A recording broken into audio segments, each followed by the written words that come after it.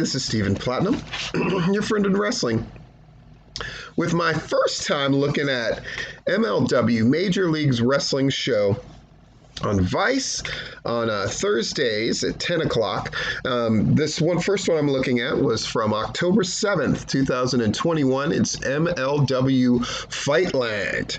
1 hour show, so like AEW Rampage. They got 2 matches in of a very high level of quality. And a cool thing with Mads running roughshod in the back. And then one segment I absolutely fucking hated. We're going to dive into all of it. Let's start right now. So we open with Aramis, Anais, Myron Reed, and Tajiri. I've had many a Tajiri story before on my Patreon. Just FYI. The 4 of them going at it. They take at least one commercial break during this match. Everybody gets a chance to shine.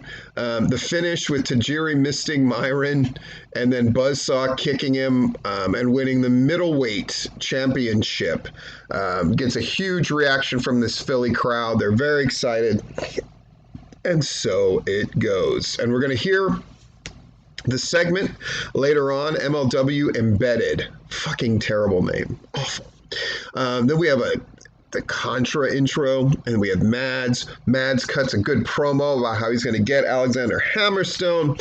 So he's looking for him, picks up a referee. Where is he?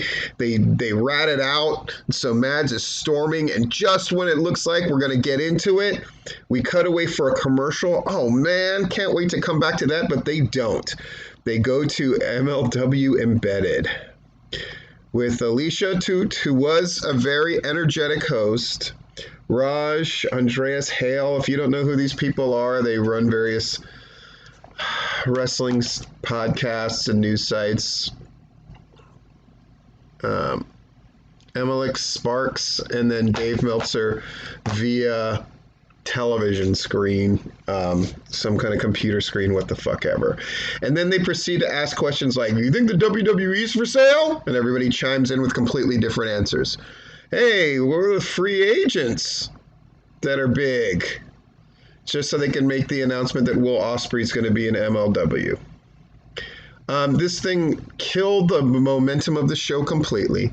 Because again, they're going to have the biggest match in MLW history next. And they had Mads looking for one of the participants.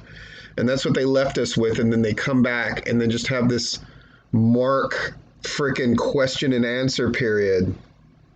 And Dave Meltzer in a close-up on that screen, his face, nothing looked good. It killed the momentum of the show. It was pure Mark shit. It was awful. Hated it. Cut this out of that show, and the show's much better. For this, they didn't advance anything in MLW. Talking about WWE and AEW? Fucking terrible. We finally get back to Mads, who busts into a room and then gets jumped by a bunch of people. And then I guess the owners, they're going like, I won't let anybody ruin this match. And so now the show has felt completely derailed, and it's up to Jacob Fatu, who is the MLW champion, and Alexander Hammerstone, who's their openweight champion, in title versus title. This match is great. It also has at least 2 commercial breaks during it, which really does kind of cut the flow of the match. There's just no way around that. But that exchange of chops was amazing. The pile driver on the apron delivered by Jacob Fatu was great. The match structure worked. The finish where the spike in these are small things, but they gotta fix this stuff, man. So when the manager of Jacob Fatu hits a steel spike in Alexander Hammerstone's chest, so no blood, and then he hit him in the chest, obviously, and then the commentators kept going, I think he got him in the throat. I think he got him in the throat. But he didn't get him in the throat. It's like, it just lent itself to looking just everything needs to be right, and the fact that just so many things seem sort of haphazard and shitty really took away from what was a good match, and the finish at the end where Jacob Fatu takes advantage, puts Alexander Hammerstone on the table, puts the flag on top, hits a moonsault, and then Hammerstone kicks out is a great moment, and then eventually hits a TKO, which they called a neck breaker. Again, it's just the commentators just pulled us out of this match so many times with mistakes and weird calls. It was just bizarre. But Alexander Hammerstone does win, and it's a big, huge moment.